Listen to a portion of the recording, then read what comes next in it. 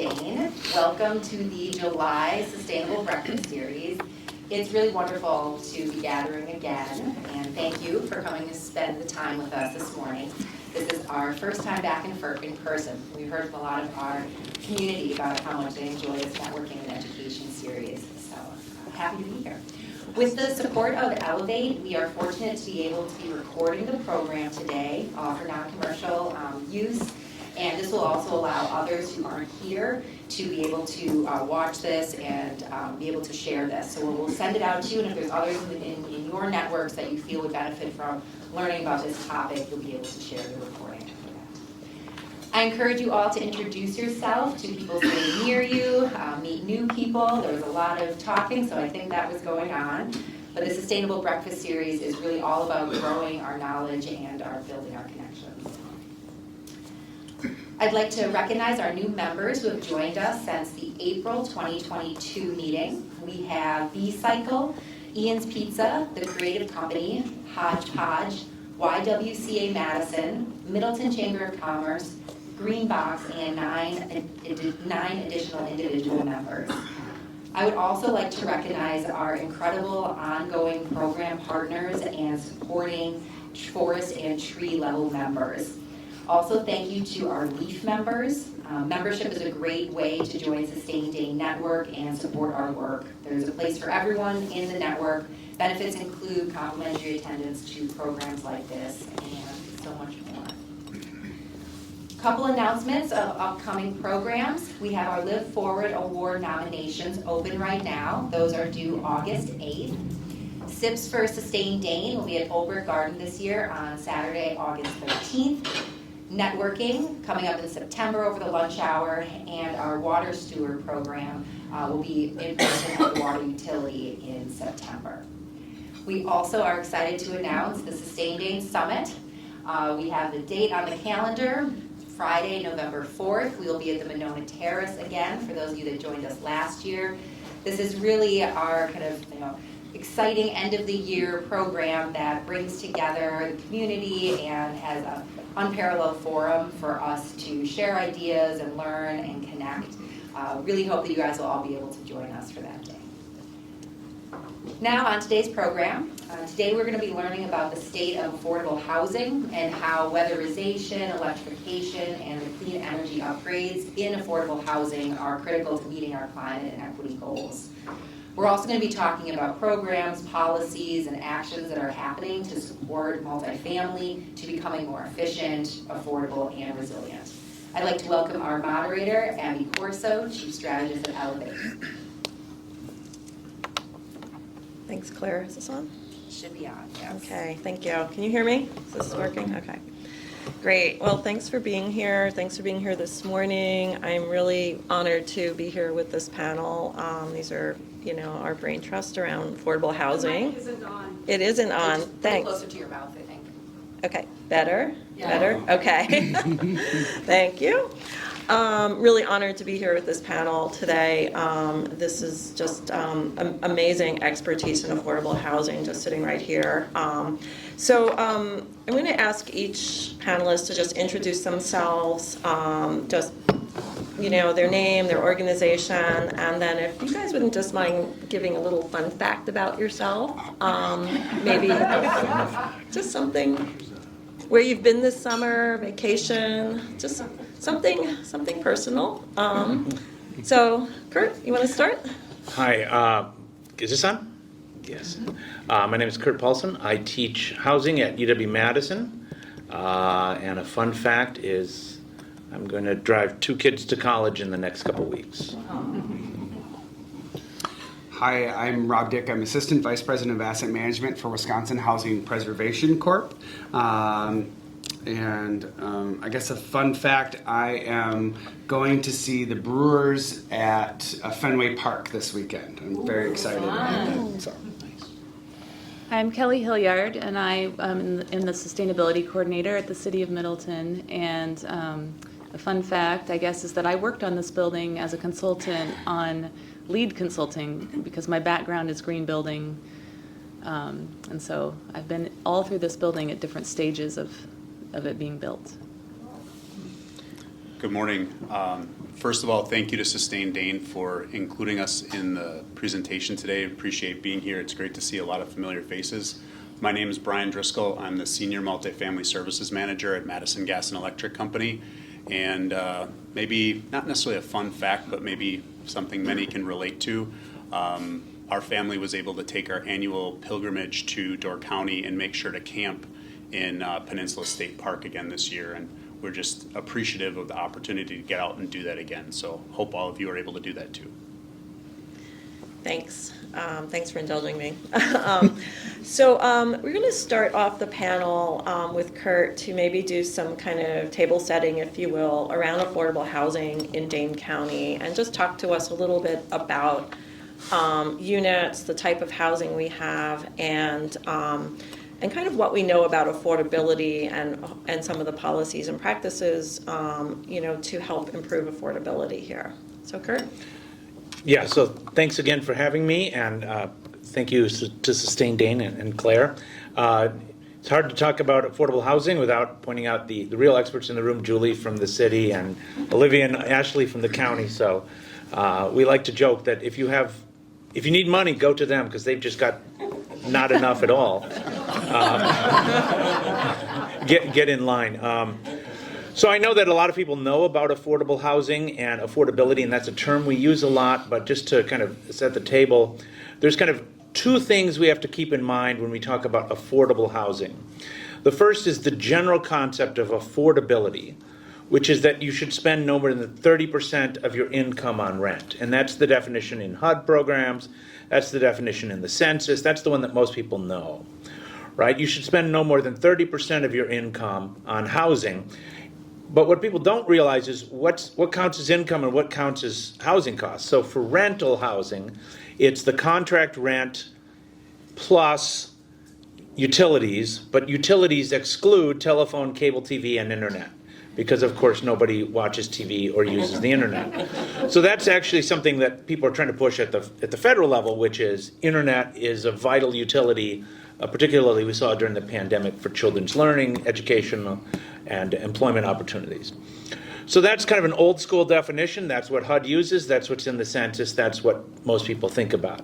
The problem, of course, is that affordability, just as a percent of income standard, ignores quality and location, right? Because you could say, well, if I want to keep it below 30%, I'm going to go rent a place out in Belleville and drive 45 minutes every day. Or I might choose a lower quality unit or a smaller unit, one that's not close to my kid's school or close to a bus line. And that kind of doesn't really fit with a lot of how we think about households making the trade-offs between where to live based on quality and price. And the deepest conundrum for all of us in this world is that the quality of the neighborhood and the location is capitalized into the rent. So all else being equal, being close to a bus line is going to have higher rent. You have laundry in the unit, you're going to have higher rent. We would hypothesize that if you have lower utility costs for the same equivalent unit, you should have slightly higher rent, because landlords can market that as a more energy efficient if the tenant pays the rent. But that would require energy disclosure, which we don't have in Wisconsin. So again, 30% of income, that's the standard for affordability. It includes utilities. So there's two ways to make housing more affordable: give people more income or lower the actual cost of housing. And so you can lower the cost on the rent side, or you can lower the cost on the energy and utility side. That's what we'll be talking about here. And it's not an insignificant amount of money for most low-income families in Dane County. They spend about $150 to $200 a month on utilities, depending on the heat source and the electrical source. But when we talk about affordable housing, we're not just talking about 30% of income. We're talking about for those households who are lower income. So as a general rule, we're going to use lots of funny, funky terms that HUD World speaks, and that's what percent of your household income, what income is your household as a percent of the area median. So we generally think that households who make less than 50% of the area median are much more likely to be cost burdened in terms of housing. So if you want that cutoff for Dane County for a family of 3, that's about $46,000, right? It's not saying that people who make more than that aren't important and don't have affordability challenges and ownership challenges, but really if you look at the data in Dane County, households that make less than $46,000, and particularly those that make less than $30,000, there's just not enough income to afford a decent place to live. So if you want the kind of state of the land in Dane County, the way to keep it in mind is there's about 15,000 households who are renters, who make less than that 50% of median, and who pay 50% of their income to rent. That doesn't leave much money left over, like $200 or $300 a month for school supplies, food, gas for the car, and I'm sure you all know food and gas are pretty expensive these days. So what can we do about it? Well, the city and the county are doing a lot, but it feels like you're kind of bailing water because the needs are so high. So you can build a lot of new stuff, which we need to do. We need to just build tons of new units in Dane County, just at market rate, just to keep the prices and the rents from going up even further. So the Department of Revenue forecasts that Dane County is going to add about 20,000 jobs in the next 3 years. So that's about 15,000 housing units just to meet with that demand. That does nothing for the affordability of the older stock and for people on the lower end of the income scale. And we're going to talk a little bit about that, right? Even though we need to build a lot of new stuff, most of it market rate, a good chunk of it affordable. The vast supply of affordable housing for low-income renters in Dane County is housing we already have. And it's old, and it's in need of significant upgrades and repairs. And I'll just end with the kind of deep conundrum that we have in this world, which is when tenants pay the rent, the landlord has no incentive to invest in anything like energy efficiency, indoor air quality, and the like. So we have this conundrum, which is the landlord could invest, but would have to recoup that investment by raising the rent to cover the debt for the investment. So what we are left with is all of the programs we're going to talk about, which is some amount of taxpayer dollars or private foundation grants, or just tax the utilities, but then they would pass it along to us and higher gas costs, right? I mean, the money's got to come from somewhere. Someone's got to pay. We don't think tenants can pay because it's already an affordability crisis. So that's where the public sector needs to step in, and that's where a lot of the solutions we'll talk about are driven by public expenditure, of which there is not enough money. I'll end there. Thanks, Kurt. Could I just ask you to maybe expand on the difference between subsidized and unsubsidized housing? Because I think many people think all of our affordable housing is subsidized, but that is not the case here or in many places in the United States. Right, so thanks for reminding me of that. Unlike other social welfare programs within the United States, housing is not an entitlement, and that means that fewer than 1 in 4, so less than 25% of low-income renters receive any housing subsidy at all. So when we talk about housing subsidies, we're talking about either on the production side, Section 8 project, or the low-income housing tax credit, which reduces the cost of housing, or on the demand side, it's the voucher program. So the vast majority of low-income folks live in unsubsidized housing that they acquire on the private rental market. And here's where I would pause and I would say the vast majority of white homeowners, like me, live in subsidized housing. The subsidies are indirect through the tax code, so they're hidden, so we don't think of it as subsidized housing. But the United States spends far more subsidizing rich white people like me to acquire housing than for poor renters. So the vast majority of housing that might be affordable, meaning it's lower cost for low-income renters, is what we would call naturally occurring affordable housing, or NOAH. And it's naturally occurring, although there's nothing natural about it, right? Because it's old and therefore has kind of filtered down the quality chain. So what we in essence say is, to make a unit affordable, you either need public subsidy. There's very little of that, so we make it affordable, in quotes, by letting it deteriorate in quality.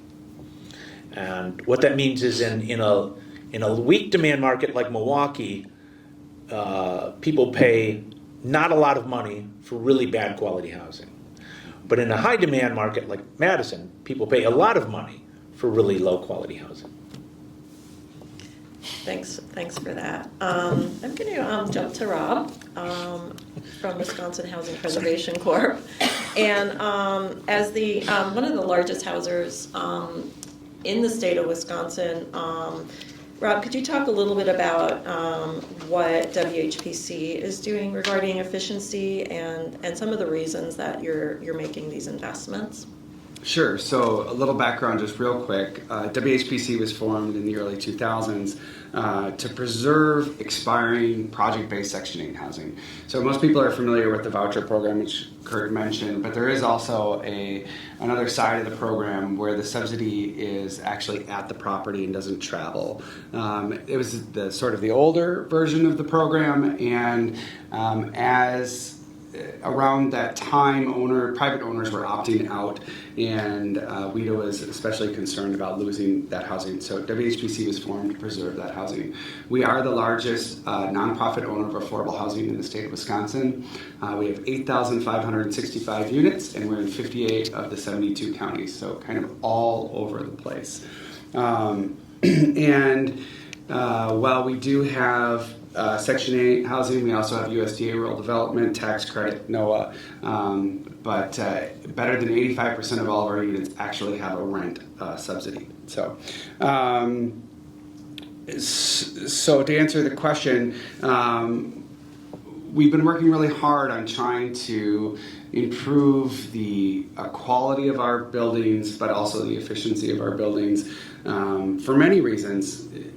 The easy ones are, lowering the cost of that housing to the tenants, improving the community through green retrofits, but also lowering our operating costs of running those properties. Because we are a mission-driven nonprofit, any money we can save in the operations, we can put back into more housing, which I think is really important because some of our federal programs don't recognize nonprofits.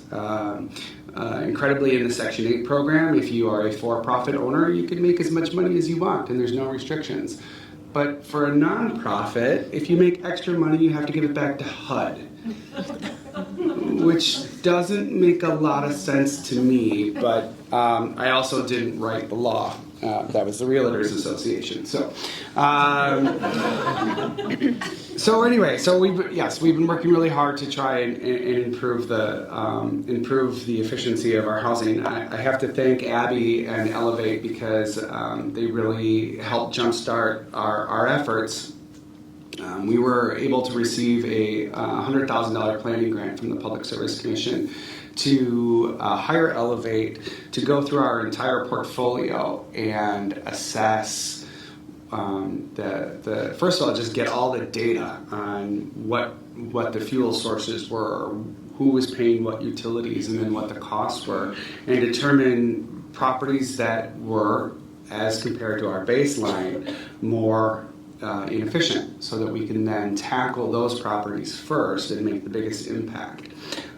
Things that we've been working on are converting from gas-fired heat sources to heat pumps through electrification, adding solar, battery backup. Got to thank Kelly at the City of Middleton for helping us with that in one of our projects. And of course the other things like insulation, ceiling, converting to all LED lights.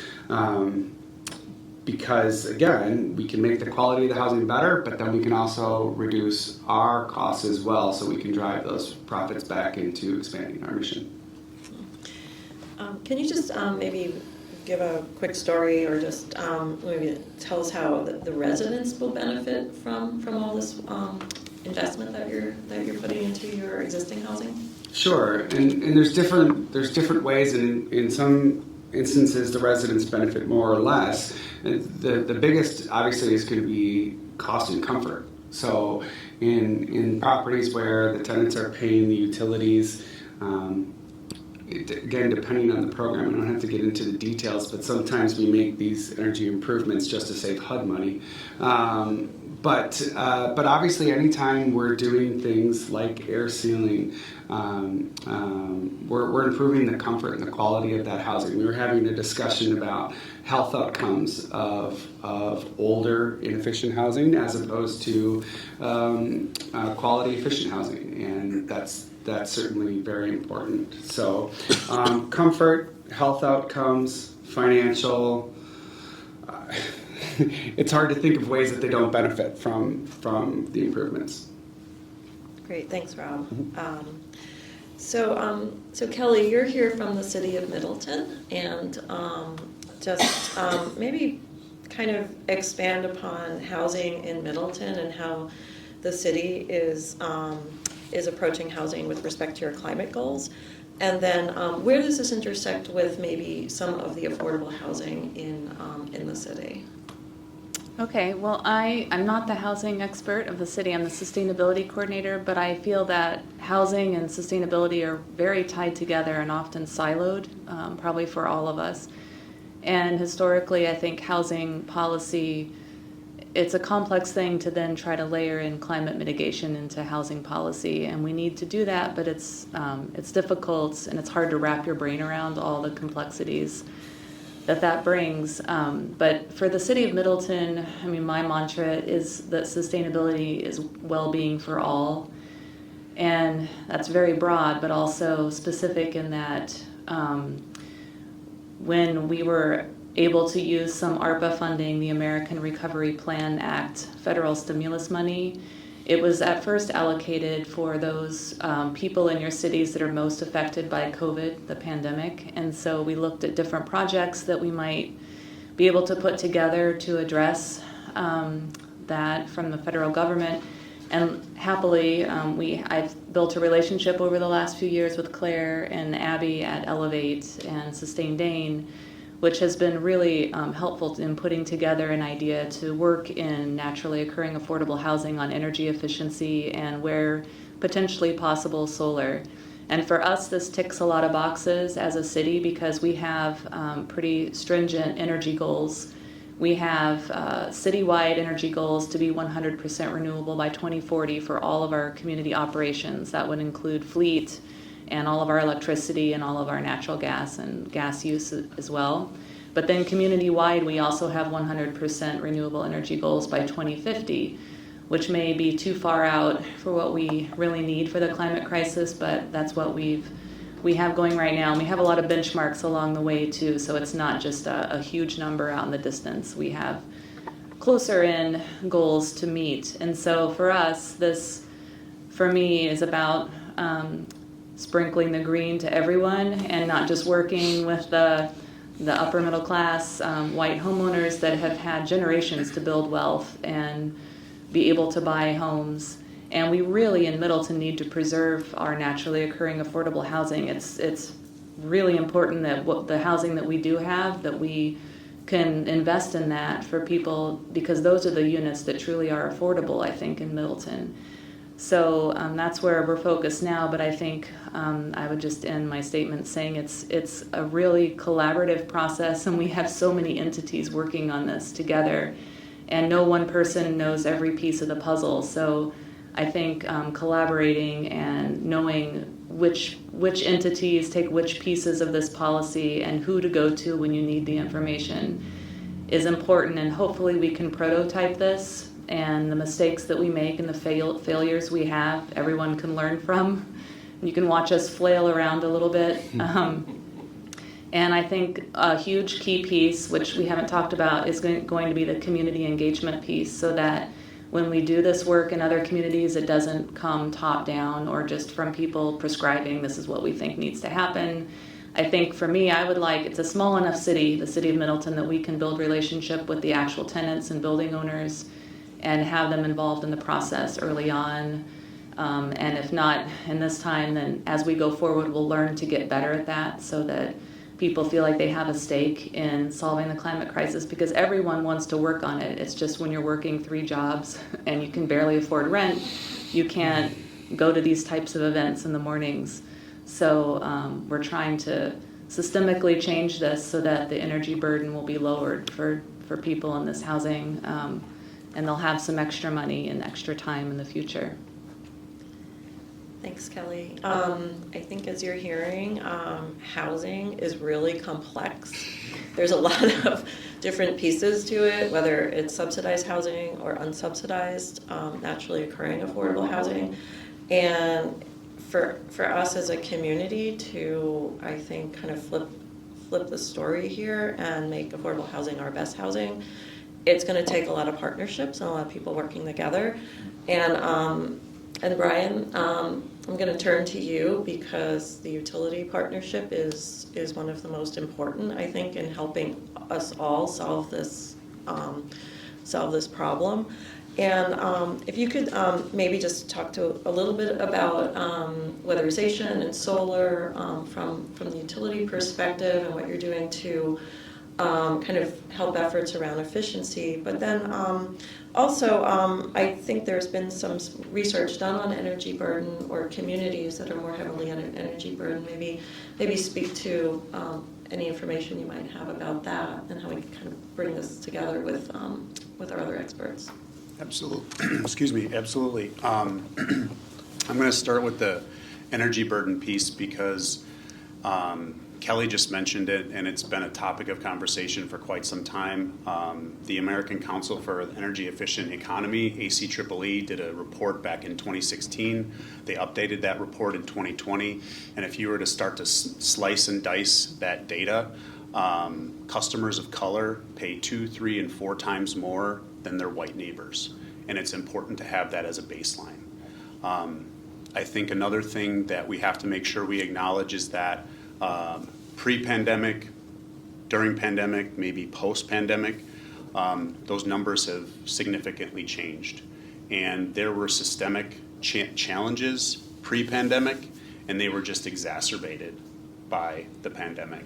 So just recently, the UW hosted a webinar. I was fortunate to have some time and pay attention for an hour or so. And the Institute for Poverty Research came through with some information and gave a general statement that basically said pre-pandemic there was a dollar amount for utility arrearages for electric and natural gas.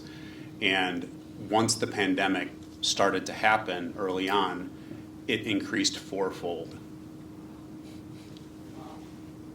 Just let that sit in, let that really sink in. Because pre-pandemic, MG&E was out with our community partners making sure to deliver energy assistance, low-income weatherization programs, maximizing participation in our Focus on Energy program. And then we took the experience from all the neighborhoods that we know in our community that are under-resourced and have vulnerable customers and targeted them even more. We wouldn't be able to do this work without the strong relationships that we have with our community partners. It's because of our community partners and that built-in trust, we had the ability to enlarge our efforts. And what we did is we were able to increase energy assistance participation, low-income weatherization participation, and we significantly increased the participation in LED giveaways for vulnerable customers as well as energy packs to our vulnerable customers. So in 2 ways, we were trying to leverage the existing mechanisms in our system. Our NOAA owners and other owners throughout our service territory that can take advantage of the low-income weatherization program. And the only way these owners have the ability to take advantage of the low-income weatherization program is if their residents sign up for energy assistance. So we stand alongside those owners with their residents and help them get the energy assistance they need so that building can qualify and so that buildings can become more efficient. So I'm not necessarily satisfied with the gains we've made. I know we have room to make a lot more, and I know we can always get better at our partnerships and leverage and expand the impacts. I guess I would say, you mentioned solar. in regards to low-income weatherization. And I'll say this, from a statewide perspective, single-family weatherization is prioritized over multifamily. And that's been ongoing for quite some time. And as many of you are probably aware, the greater Madison community in recent years has become a majority renter community, which means those renters live in multifamily properties, which mean that that has a direct impact on our service territory and how those services are delivered to our customers. So that's something that we would like to see improve, and we continue to remind those folks that administer that program that fact, and we hope that that can change in the future. And then you mentioned solar as well, Abby. To my knowledge, solar hasn't been included in low-income weatherization, at least in the state of Wisconsin. I know that that is different in other states. It is. Thank you. And so we've talked a bit about some barriers related to dollars and funding, policy barriers, the need for partnerships, the need for community engagement. I just want to maybe, on the more positive side, if maybe you could each give a thought about what is an innovative solution that you either know is happening here in Dane County, or you know is happening elsewhere and could be brought to Dane County, and something that kind of excites you that could really help our affordable housing crisis and reduce energy bills. Can I start? I'll start with anyone who has an idea. If not, I'll start calling on you. So there's two innovative programs that work together in Minneapolis. One of which is they've recently updated and changed their ordinance so that at the time of rent, any larger commercial buildings, so apartment buildings, would be required to disclose at time of rent what the estimated utility costs are. So there's about 4 or 5 states that have utility disclosure requirements. We're supposed to be positive. Those would be, so that tool would not be available absent changes in Wisconsin state law. And then the other thing is that under what they call their 4D program, so owners of NOAA housing would be able to receive a tax credit if they dedicate a certain amount of units to being affordable, and then that gives them access to low-cost financing, including like an Energy Navigator, a building assessment tool. So I'll just say from the policy perspective, most of the tools that you see in other states, we may not be able to do in Wisconsin as a requirement. That is to mandate it to private sector actors, but we certainly can do by incentives. So there's nothing really stopping cities or counties from spending money as an incentive and negotiating these deals with landlords and property owners. The only constraint, of course, is having the funding, having the money. So, Great. but I mean, Project Home is great. I would love to take Project Home and find them $20 million and triple what they do every year.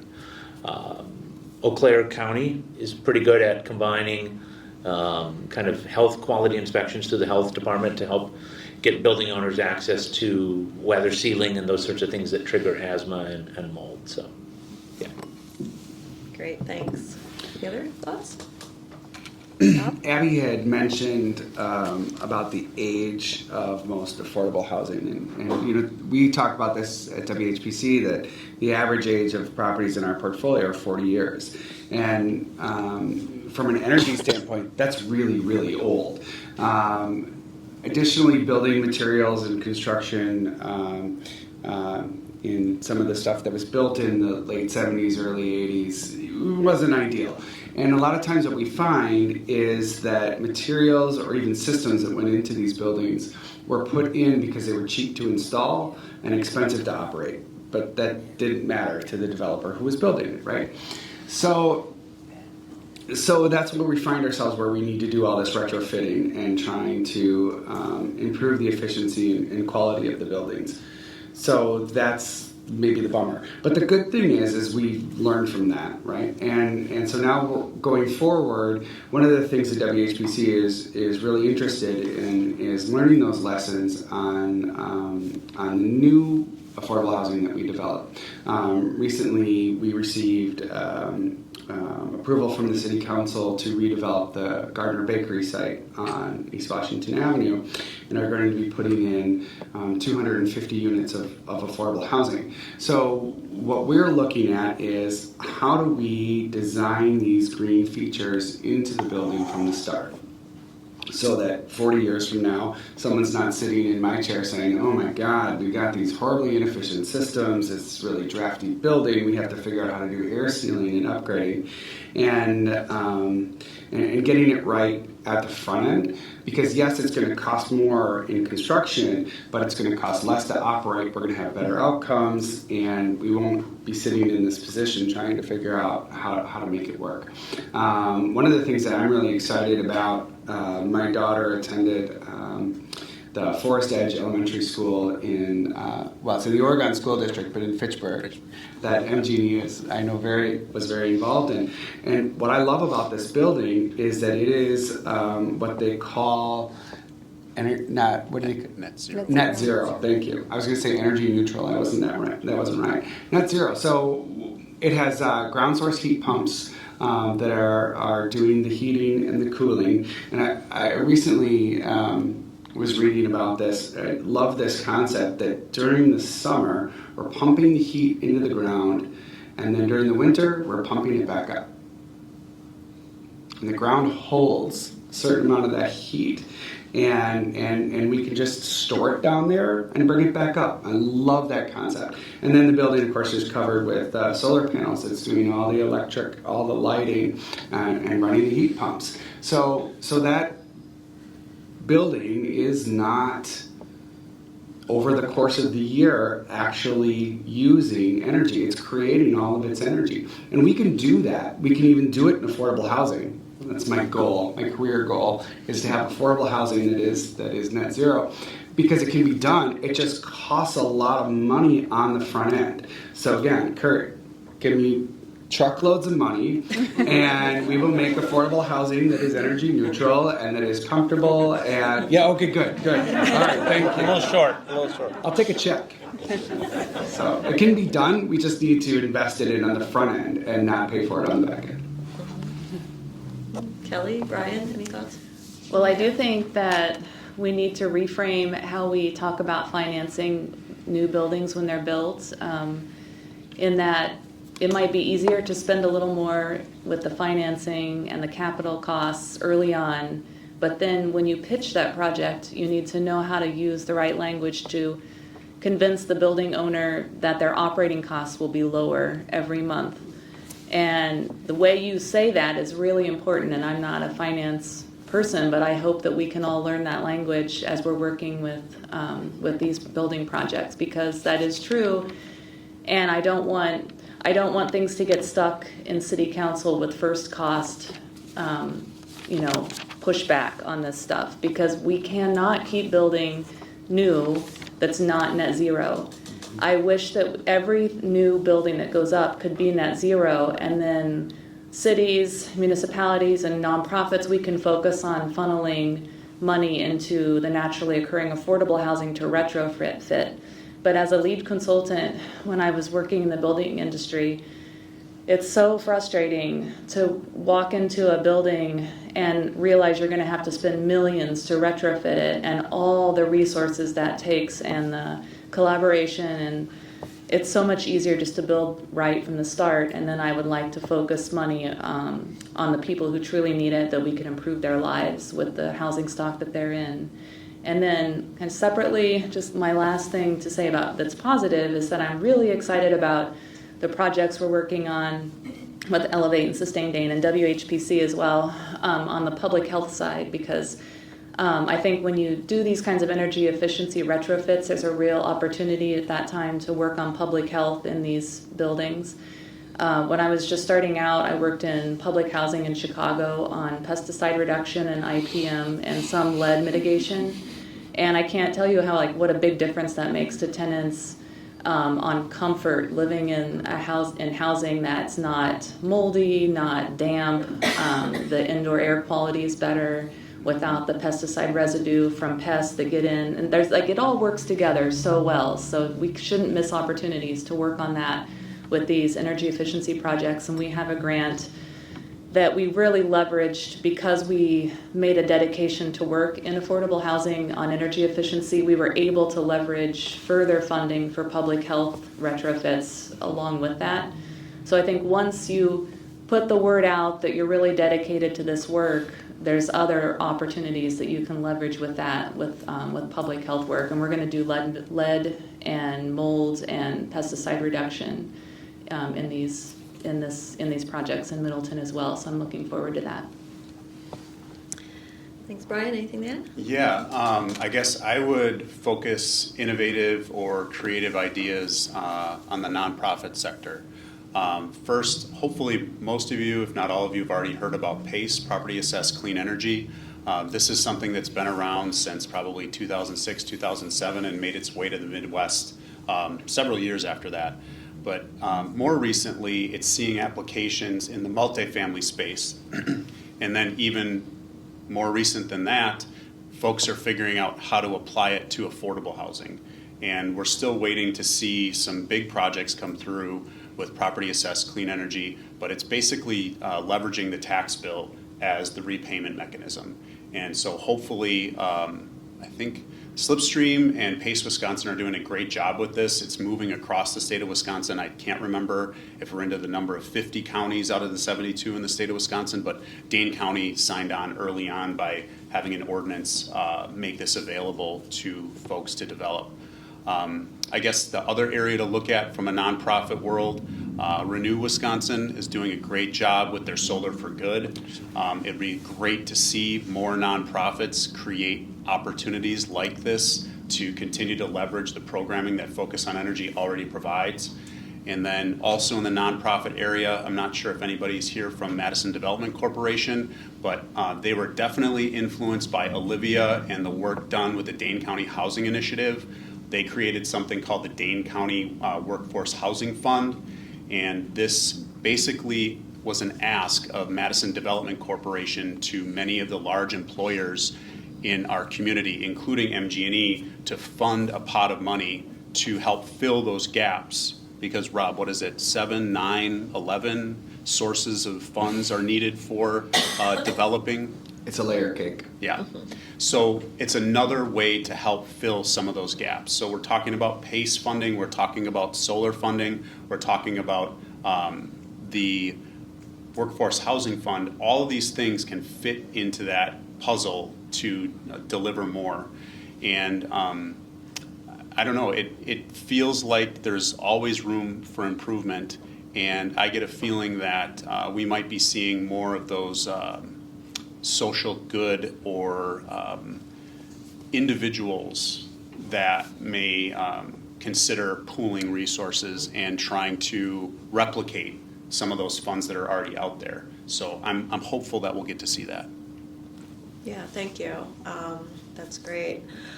And I know I'm just going to... Abby, I'm yeah. sorry. No, go for it. Another one. Go for it. One thing that I was recently talking about with Rob, and when Kelly was talking about high-performing buildings, it got me thinking of how we build and opportunities to build. And MG&E partnered with a nonprofit redeveloper, Bayview International Foundation here in our service territory.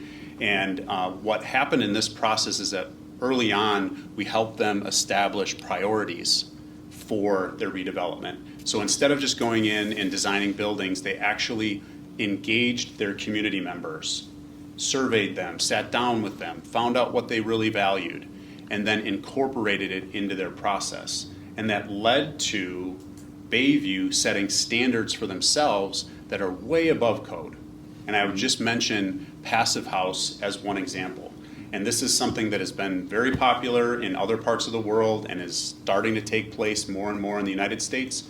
And states that have been more successful with it have actually added a carrot to tax credit funding through their state housing developments.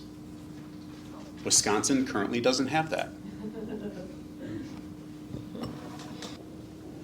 Thank you. Any Anybody else? Well, let's imagine we get our magic wand and we get $100 million statewide or $20 million in Dane County to building by building do assessments, retrofits, with a sliding scale of affordability based on income, right? That's our dream.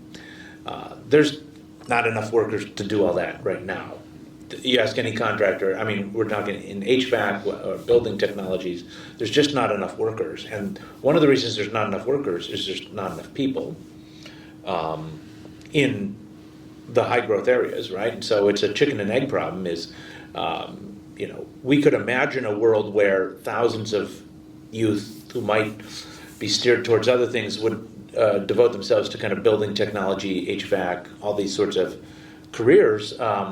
But unless there's a dedicated source of funding and jobs, they're not going to go into it, right? And so then that requires combining efforts with technical colleges for training, right? I mean, so one of the things that happened in the financial crisis of 2008 is thousands of small businesses that normally do contracting, building, HVAC, plumbing, the whole soup to nuts of the whole technology and building sector, they just disappeared and they went out of business.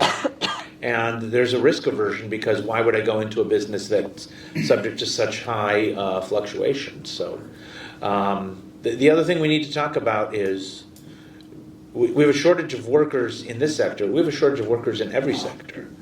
And particularly for the state of Wisconsin, the growth in new households that would be people who could work, we either have to have more immigrants or stop sending so many people to prison. I mean, that's just look at the numbers. That's what it is, right? So if I had a dream, we would give $100 million to Milwaukee. You train 4,000 people, and they would just go building by building, improving the energy and the efficiency, right? And smaller scale number for Madison because it's smaller, but it is a chicken and egg problem. You need a dedicated source of funding before you're going to get people to commit to investment in the workforce. Nope, go ahead. Just one comment about workforce and, all of the new development, not all, the vast majority of new development of affordable housing that's being done right now is with the low-income housing tax credit, which really is it gets a few units into the extremely low income, but mostly it's in the 50 to 60 to 80% bands. It sometimes is referred to as workforce housing. And I have said this over and over for the last, I don't know how many years, that yes, we have an affordable housing crisis, but most of that is a wage crisis. And if we could just raise the wages, we wouldn't need as much affordable housing. And I understand that's not what I do, and that's not a lever I have to pull.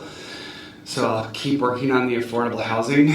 But, the minimum wage hasn't gone up Forever. Forever. And there's a which group is it that does the wage? MIT, the living wage The living calculator. wage. Thank you. And right now in Madison, that's what, $23 an hour, something like that.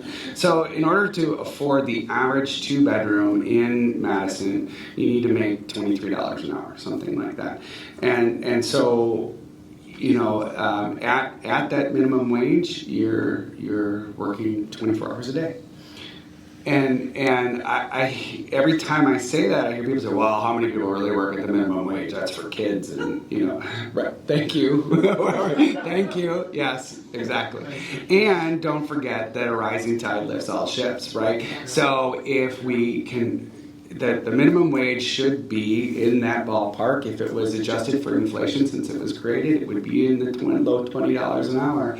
And I think of my wife who has a bachelor's degree in history, a paralegal certificate, and a master's degree in human services, and works her butt off in the human services field.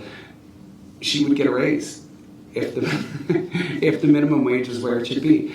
And so if we can work on wages, we can work on less affordable housing. Thanks. Kelly, you want to wrap us up? Or no pressure. I guess my comment would just be a question, because I'm interested to know what leverage municipalities have in that and what we should be doing for our small piece for workforce housing. Because I don't really know what to do. I've worked in the sustainability field for 25 years now, and I'm always talking in presentations about the new green economy. But I mean, how do you do that? How do you really do that? What's the process? What's step one, step two? And I don't really have the answer. I think maybe the right people aren't in the room who probably could answer this question, so I won't attempt to answer it, but please call me, those people who know, because I would like to begin working on that in my part for my piece as from the municipality's point of view. Thanks, and I just want to go right down the line really quick, because we're at time. One sentence, what are you positive about, Kurt? Anything, housing, workforce, What am I climate? positive about? The Infrastructure Investment and Jobs Act has $550 million for energy efficient block grants. Got it, all right. I'm positive about the weekly meetings I get to have with Abby and her team. How about that? That's good. They're always my favorite meetings of the week. Well, I'm thankful for the relationships that I'm still building. I think that that's the key to the future of our work, and I'm also just really appreciative that we've been able to get some grants and leverage that. And I think for the city of Middleton, starting out with an energy plan really launched us into all of our work, and everything sort of built from there and leveraged the next thing and then the next thing and then the next thing. So I really encourage entities or other municipalities to not discount an energy plan, because then you take that to your council, every argument that you have to make, and you can say, it's written in this official document that we got a grant for, and then we wrote, and then you approved. So it's a good strategy, I think. I guess I would say I'm optimistic because of existing community partnerships and existing co-collaborative relationships, and even more excited because there are many out there that we haven't even established yet. And the folks that are sitting at this table or in this room, we all have a common goal of decarbonizing our environment. And I guess I'm looking at the next generation of folks, the college students, the high school students, even my twin 7-year-old boys. And my little boys are already talking about electric vehicles and solar panels. And I would have never thought about that when I was 7. Thank you. So it is, and thank you all. This is such an honor to be at this table with you. I appreciate all of your expertise and your thoughts and your hopefulness.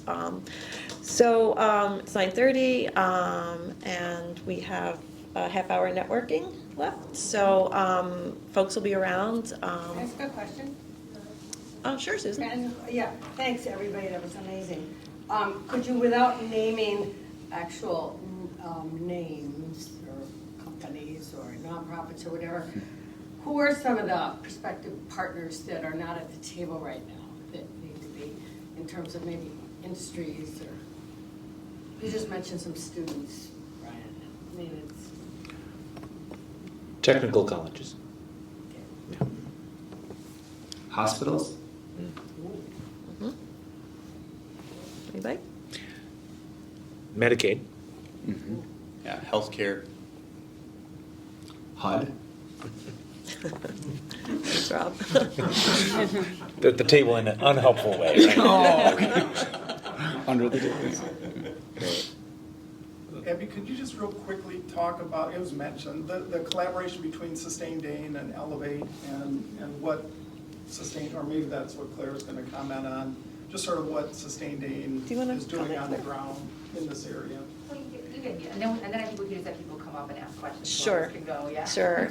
So Claire had mentioned that Sustain Dane and Elevate are partnered to deliver a Efficiency Navigator, which is basically technical assistance and grant funding and financing focused to the unsubsidized rental owners in Dane County. So these are the NOAA stock that Kurt referred to.